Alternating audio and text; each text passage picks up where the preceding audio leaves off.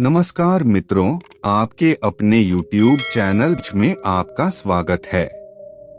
कुछ लोग पूरी जिंदगी लगे रहते हैं कमाने के लिए। धन पैसा ही सर्वोपरि होता है उनकी जिंदगी में। उन्हें लगता है कि बहुत ज्यादा धन कमाने के बाद वो आराम से सुखी होकर अपना जीवन जिएंगे। लेकिन वही धन, वही संपदा उनके बच्चों की लड़ाई का कारण बन जाती है। और वहीं दूसरी तरफ कुछ लोग अपना सब कुछ छोड़कर, अपना घर परिवार, अपनी धन संपदा, सब कुछ पीछे छोड़कर संन्यास ले लेते हैं। उन्हें लगता है कि संसार को त्याग कर वो असल मुक्ति का रास्ता अपना सकते हैं, जीवन का असली सुख अनुभव कर सकते हैं। दोनों ही आदमी अपने अपने स्तर पर सुखी होने के लिए नाना प्रकार के प्रयास करते रहते हैं। एक धन संपदा इकट्ठी करता रहता है और दूसरा धन संपदा त्यागता रहता है। लेकिन सवाल यह है कि असली सुखी आदमी कौन है, वो जिसने धन संपदा इकट्ठी की या फिर वो जिसने धन संपदा त्याग दी? और अगर इन दोनों में से कोई नहीं, तो किस प्रकार का इंसान हमेशा सुखी रह सकता है? आज की जो कहानी आप सुनने जा रहे हैं, उसमें आपको ऐसे तरीके पता चलेंगे जो एक आदमी को असली सुख का अनुभव करा सकते हैं। इन तरीकों से जीवन यापन करने से आपको असली सुख के बारे में पता चलेगा, असली आनंद के बारे में, जिसे हम कहते हैं परमानंद, परमानंद, परमानंद। इससे पहले कि आप इस कहानी में खो जाएं, इस चैनल को सब्सक्राइब जरूर कर लें। तो चलिए कहानी शुरू करते हैं। जब किसी के घर में वैरागी मन का बच्चा पैदा हो जाए तो घर वालों को बहुत चिंता हो जाती है। घर वाले सोचते हैं कि ये संसार में कैसे जिंदा रहेगा, कैसे धन कमाएगा, कैसे अपना पालन पोषण करेगा, क्योंकि वैरागी मन का बच्चा अक्सर संसार से विरक्त ही रहता है। वैराग्य का मतलब ही अपनी मस्ती में खो जाना होता है। उसका इस संसार से कुछ लेना देना नहीं रह जाता। ऐसा ही बच्चा सीताराम का था। सीताराम एक गांव में रहा करते थे। सीताराम का गांव वेणुवन के पास था। उन्होंने अपने जीवन में बहुत धन संपदा कमाई। वो वहां की प्रतिष्ठित सेठ हुआ करते थे। लेकिन जब उनका पुत्र हुआ तो ज्योतिषियों ने बताया कि ये बच्चा आगे चलकर वैरागी हो जाएगा। वो ये सब धन संपदा त्याग देगा और ये धन संपदा यूं ही दान में चली जाएगी। यह सुनकर सीताराम बहुत चिंतित हो गया। जो धन संपदा उसने इतनी मेहनत से इकट्ठी की थी, वो यूं ही दान में चली जाएगी। उसका बेटा वैरागी हो जाएगा। आखिर यह धन संपदा मैंने किसके लिए इकट्ठी की है? इसका भोग कौन करेगा?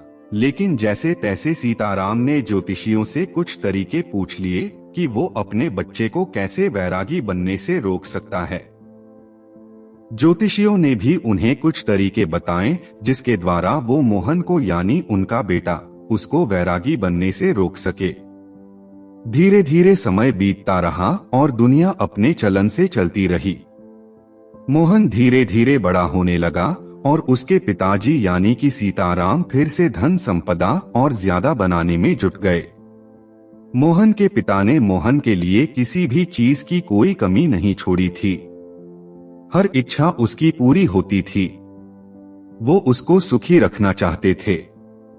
वो चाहते थे कि मेरे बेटे को दुख का अनुभव ही ना हो, तो फिर वह वैरागी क्यों बनेगा? लेकिन जब मोहन 7 साल का हुआ तो एक दिन उनके द्वार पर एक बौद्ध भिक्षु पहुंच गया। वो वहां पर भिक्षा मांगने के लिए आया था, लेकिन मोहन उसके साथ घंटों बातचीत करता रहा। उसके पिता को जब यह पता चला तो वो मोहन को डांटकर उस बौद्ध भिक्षु से दूर ले गए। वो सोच रहे थे कि इन भिक्षुओं के पास बैठकर कहीं मेरे बेटे का मन वैरागी ना हो जाए। इसीलिए उन्होंने बौद्ध भिक्षु को डांटकर वहां से भगा दिया और अपने बेटे को समझाते हुए कहा कि बेटा, मैंने तुम्हारे लिए किसी चीज की कोई कमी नहीं छोड़ रखी है। तुम इन भिक्षुओं के पास क्यों बैठते हो? क्या मजा आता है तुम्हें इनके पास? मैंने तुम्हारे खेलने के लिए नाना प्रकार के खिलौने ला रखे हैं। इतनी दासियां तुम्हारी सेवा के लिए लगा रखी है, लेकिन फिर भी तुम यह सारी भोग की चीजें छोड़कर इन भिक्षुओं के पीछे क्यों भागते हो? ये सुनकर मोहन ने कहा कि पिताजी, मैं इन चीजों से उकता गया हूँ। यह सब चीजें मैंने इतनी ज्यादा भोग ली है कि मेरा मन अब इनसे ऊब चुका है। मुझे कुछ और चीजें चाहिए, कुछ और आनंद चाहिए, कुछ अलग प्रकार का सुख चाहिए। अब मोहन तो बच्चा था। उसके पिताजी उसको इस बात का क्या जवाब देते? उनके पास इस बात का कोई जवाब नहीं बना। आखिरकार उन्होंने निश्चय किया कि वह उसके मनोरंजन के लिए और भी नई नई चीजें लेकर आएंगे, ताकि उसका मन वैराग्य की तरफ भटक ना सके। लेकिन जैसे जैसे मोहन बड़ा हो रहा था, वह समझदार भी हो रहा था और अब उसे समझ में आ चुका था कि धन संपदा इकट्ठी करने से कोई सुख प्राप्त नहीं होता है, वह बस सुख की भ्रांति देता है। इसीलिए वह ज्यादातर अपना समय संतों और भिक्षुओं के साथ बिताने लगा। एक दिन जब उसके पिता ने उसे संतों के पास बैठे देखा तो उसका खून खौल गया। उसने सोचा कि मैंने जिंदगी भर जिस बच्चे के लिए कमाया वो भिक्षु बनने जा रहा है। मैंने उसको इतना समझाया, सारी सुख सुविधाएं उसके लिए हाजिर करवाई, और फिर भी ये मुझे छोड़कर, मेरी संपत्ति को छोड़कर वह वैरागी बनना चाहता है। ऐसा वैराग्य में है क्या? उसका मन इस बात से बहुत ज्यादा दुखी हो गया था। इसीलिए उसने गुस्से में अपने बेटे का हाथ पकड़ा और सीधा उसे अपने घर पर ले गया। घर ले जाकर उसने अपने बेटे के चेहरे पर धमाक से एक थप्पड़ मारा। गाल पर थप्पड़ पड़ते ही कोमल स्वभाव मोहन के आंसू टप टप करके नीचे सीताराम के पैरों पर गिरने लगे। इसके बाद सीताराम को एहसास हुआ कि उसने बेवजह ही बिना कोई बात के अपने बेटे को यूं ही थप्पड़ मार दिया। उसने अपनी बेटे को समझाते हुए कहा, मैं तुम्हारे आगे हाथ जोड़ता हूँ। मैंने यह धन संपदा इसीलिए इकट्ठी नहीं की कि यह दान में चली जाए। मैं चाहता हूं कि तुम इसका सुख भोग करो। तुम मेरी संपत्ति को भोगो, तुम्हारे अलावा मेरा है ही कौन? इस संपत्ति का मालिक कौन बनेगा? और यही असली सुख है। पूरी दुनिया धन के पीछे भाग रही है और तुम्हें यह धन विरासत में मिल रहा है, इसका भोग करो। तुम क्यों वैराग्य की तरफ जा रहे हो? ऐसा क्या है भिक्षुओं में, ऐसा क्या है इन संतों में जो इस खजाने में नहीं है, जो इन दासियों में नहीं है, जो इन नाना प्रकार की भोग की वस्तु में नहीं है? ऐसा क्या है संतों में? यह सुनकर मोहन ने अपने पिता से कहा कि पिताजी, मैं आपकी हर एक बात मान लूंगा, बस आप एक बार आज शाम को मेरे साथ चलो। आज एक बहुत ही अच्छे संत का एक प्रसंग पर होने वाला है। वो सत्संग करने वाले हैं, उपदेश होने वाला है ज्ञान का। आप एक बार और ज्ञान का उपदेश सुन लीजिए, उसके बाद आप जो भी कहेंगे मैं आपकी हर आज्ञा का पालन करूंगा। पर आज शाम सिर्फ मेरे कहने से आप ये उपदेश सुन लीजिए। यह सुनकर सीताराम जोर जोर से हंसने लगा। उसने कहा कि यह कौन सी बड़ी बात है, मैं सुन लेता हूँ प्रवचन, बताओ किस संत का सुनना है, लेकिन उसके बाद अपना वादा याद रखना। देखो मोहन, सिर्फ तुम्हारे कहने पर ही मैं उस संत का प्रवचन सुन लूंगा, अन्यथा मुझे इन संतों के प्रवचन में कोई भी मजा नहीं आता है। ये सुनकर मोहन ने हाँ में सर हिला दिया। शाम को दोनों बाप बेटे उस प्रवचन स्थल पर पहुंच गए जहां पर वो संत आज उपदेश देने वाले थे। थोड़ी देर बाद जब वो संत वहां पर पहुंचे तो सभी लोगों ने उठकर उनका अभिनंदन किया। उसके बाद संत ने कहना शुरू किया कि संतोष के फल बहुत मीठे होते हैं। जो आदमी संतोष का फल चख लेता है उसके मन में अपार शांति का उदय होता है। इंसान को जो कुछ मिला है उसी में उसे संतोष करने का अभ्यास करना चाहिए। कोई आदमी गरीब है तो कोई आदमी अमीर है, लेकिन दोनों में ही ज्यादा धन पाने की इच्छा है, ज्यादा धन पाने की लालसा है। तो दोनों में अंतर क्या हुआ? लेकिन जो इंसान जितना है उसी में संतोष करना सीख लेता है, तो उस इंसान ने परमात्मा की तरफ अपना पहला कदम बढ़ा दिया। तो वहीं पर सभा में एक विकलांग आदमी बैठा हुआ था। ये सुनकर उसका मन उद्विग्न हो गया। उसने तत्क्षण उस संत से पूछा कि हे महात्मा, आप कहते हैं कि संतोष रखिए, मैं किस प्रकार संतोष रहूं? मुझे भगवान ने क्या दिया? मुझे तो हाथ पैर भी सही सलामत नहीं दिए ताकि मैं अपना पेट भर सकूं। अब आप ही बताइए कि मैं संतोष किस प्रकार रखूं? कैसे मैं अपने मन को समझाऊं? यह सुनकर उस संत ने मुस्कुराते हुए कहा कि वत्स, असंतोष रखने से क्या तुम अपने हाथ पैर वापस पा सकते हो? ठीक है, मैं कहता हूं कि तुम संतोष मत रखो तो उससे क्या फर्क होगा? क्या भेद पड़ेगा? अरे तुम्हारे हाथ पैर तो फिर भी नहीं आएंगे, लेकिन असंतोष की वजह से तुम अपने मन को, अपने चित्त को दुखी जरूर कर लोगे। इसीलिए तुम्हारे पास कोई भी विकल्प नहीं है संतोष के अलावा। तुम्हें चाहे मजबूरी वश या अपने मन के अनुसार ही संतोष पैदा करना होगा। उसी संतोष को पैदा करने के बाद तुम अपनी मन की शांति प्राप्त कर सकते हो। याद रखना, जीवन का परम लक्ष्य की मात्र होता है, और वह होता है अपने मन की एकाग्रता। चाहे हम माया के सागर में पड़कर यह भूल जाएं कि जीवन का परम लक्ष्य क्या होता है, हम यह भूल जाते हैं। हम नए नए लक्ष्य बना लेते हैं। जीवन में यह प्राप्त करना है, वह प्राप्त करना है। जीवन में अमीर बनना है, प्रतिष्ठित बनना है, और यही लक्ष्य हम सर्वोच्च लक्ष्य बना लेते हैं। लेकिन ये सब माया का एक सागर है। लेकिन जिस दिन तुम माया के सागर को पार करके दूसरे किनारे पर पहुंच जाओगे, उस दिन तुम्हें एहसास होगा कि जीवन का परम लक्ष्य एक ही होना चाहिए, और वह है मन की शांति, मन की एकाग्रता, मन की एकांतता।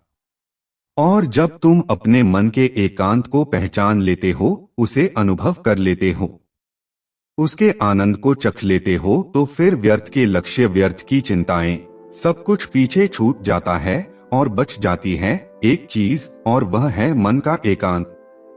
इसके बाद उस संत ने उस विकलांग आदमी से पूछा कि चलो तुम ही बताओ, अगर तुम्हारे हाथ पैर होते तुम क्या करते? क्या तुम उस वक्त खुश रहते या सुखी रह सकते? जरा सोचो, अगर आज तुम्हारे हाथ पैर आ जाएंगे तो तुम अपने जीवन में नई लक्ष्य स्थापित कर लोगे कि मुझे यह बनाना है, मुझे यह चाहिए, मुझे वह चाहिए, और उसके बाद वो नहीं मिलेंगे तो फिर से मन में असंतोष पैदा होगा। असंतोष का हमारे शरीर से कुछ लेना देना नहीं है, उसकी उत्पत्ति तो मन से होती है। चीजों का भराव तो मन से होता है।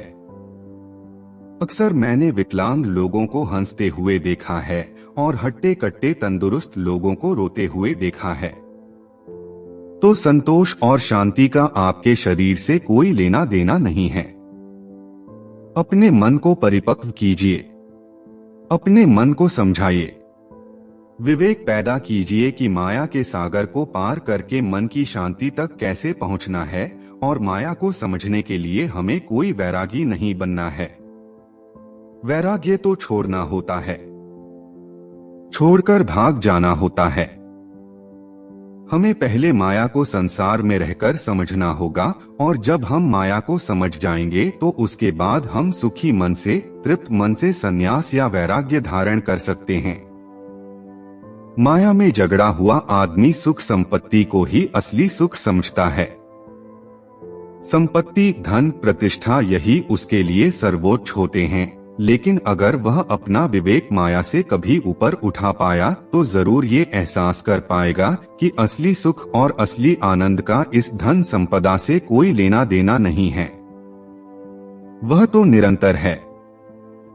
वह परमानंद तो किसी चीज से जुड़ा हुआ नहीं है, वह तो सिर्फ परमात्मा के लिए है, उस शाश्वत सत्ता के लिए है जो उसको माया से पार उतार रही है।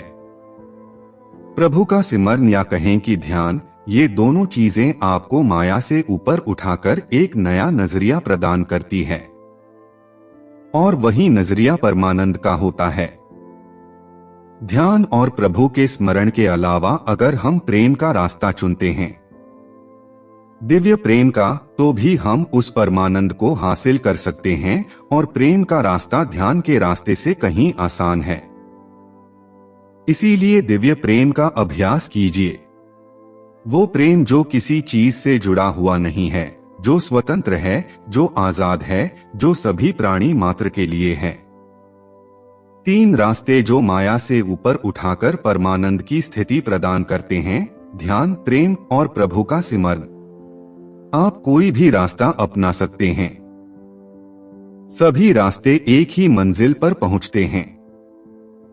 आज की युवा पीढ़ी अक्सर अपना समय गीत सुनने में लगा देते हैं, फिल्मी गीत, सिनेमा इत्यादि में अपना समय बिताते हैं, लेकिन हमारे पूर्वज हुआ करते थे जो सुबह और संध्या दोनों वक्त आरती और भजन किया करते थे। ढोल बजाते थे, कुछ लोग गाते थे और साथ मिलकर भजन कीर्तन किया करते थे। एक सत्संग होता था। लेकिन आज की युवा पीढ़ी इन सब चीजों को पीछे छोड़ चुकी है। भजन, आरती, कीर्तन, सत्संग इत्यादि करने से क्या होता है? आप उन लोगों को अंधविश्वासी कहते हैं। क्या आपको इसके पीछे का विज्ञान पता है कि भजन कीर्तन करने से मन के कौन से द्वार खुलते हैं? चलिए मैं आपको बताता हूं। जब भी हम कोई भजन कीर्तन करते हैं, उसमें शामिल होते हैं, तो उसमें हमारा चित्त शामिल हो जाता है। कोई आदमी बजा रहा होता है, कोई गा रहा होता है, कोई ताली बजा रहा होता है, और इस भजन और कीर्तन के साथ अपनी जिंदगी के अतीत की चिंताएं पीछे ही छोड़ देता है, और उसी भजन में उसका मन लग जाता है। वो मन धुल जाता है, वो मन पवित्र हो जाता है। जैसे किसी ने हमारे मन को साफ पानी में धोकर बाहर निकाल लिया हो। ऐसे ही क्षण होते हैं ध्यान के, और वही क्षण भजन, कीर्तन और सत्संग में मिलते हैं। इसीलिए आज के बाद कभी भी ये मत सोचना कि भजन, कीर्तन और सत्संग सब व्यर्थ होता है। व्यर्थ कुछ नहीं होता, व्यर्थ होती है हमारी सोच। इसीलिए युवा पीढ़ी से मेरी गुजारिश है कि भजन, कीर्तन और सत्संग या ध्यान, प्रेम इत्यादि में अपना समय बिताएं। इनके बारे में समझें ताकि आप अपने मन के परमानंद के द्वार को खोल सके, एक अद्भुत आनंद अनुभव कर सकें। उसमें मेरा कोई फायदा नहीं है, ना ही मेरा कोई नुकसान है। मैं तो बस यह चाहता हूं कि जो स्वाद मैंने लिया, जो स्वाद मैंने चखा, जो मुझे अच्छा लगा, वो दूसरे लोग भी चख सकें, वो भी उसका स्वाद उठा सकें। ये भजन, कीर्तन, सत्संग वगैरह आप अपने घर पर भी कर सकते हैं, अपने दोस्तों के साथ भी कर सकते हैं। जो समय आप गप्पे लड़ाने में लगाते हैं, वही समय आप कुछ नई कला सीखने में लगा सकते हैं। आप ढोल बजाना सीख सकते हैं, आप कोई भजन याद करके उसको गाना सीख सकते हैं। इससे आपकी कला तो निखरेगी ही, साथ ही आपके मन भी धुल जाएंगे। उनको एक अभूतपूर्व शांति का अनुभव होगा, एक प्रेम का उदय होगा, परमात्मा का द्वार खुलेगा। आखिर में एक बात कहना चाहता हूं कि अमीर और गरीब दोनों में कोई भेद नहीं है, जब तक आदमी माया के सागर को पार करके परमानंद की अनुभूति नहीं ले लेता। और जिस आदमी ने परमानंद की अनुभूति ले ली, ना तो वह गरीब रहता है और ना ही वह अमीर रहता है। वो सम्राट बन जाता है, क्योंकि उसने वो चीज अनुभव की है जो एक अमीर और गरीब दोनों में से कोई नहीं कर पाया। इसीलिए एक मध्यम वर्गीय आदमी जो कि मेरी यह वीडियो देख रहे हैं, वो भी इस माया के सागर को पार करके परमानंद को हासिल कर सकते हैं। बस उन्हें अपने मन को एक नई धारा देने की जरूरत है, एक नया रास्ता दिखाने की जरूरत है। उसके बाद आप अपनी व्यर्थ की लक्ष्य छोड़कर उस लक्ष्य की तरफ चलेंगे जो वास्तविक है, जो वास्तविक आनंद प्रदान करता है। और उसके बाद आपके मन की सारी भ्रांतियां टूट जाएंगी कि असली सुख कैसे प्राप्त किया जाता है। तो दोस्तों, कैसी लगी ये कहानी आपको कमेंट सेक्शन में जरूर बताना, और अच्छी लगी तो इस चैनल को सब्सक्राइब जरूर कर लेना। ऐसे ही और कहानियों के लिए चैनल पर जरूर जाएं।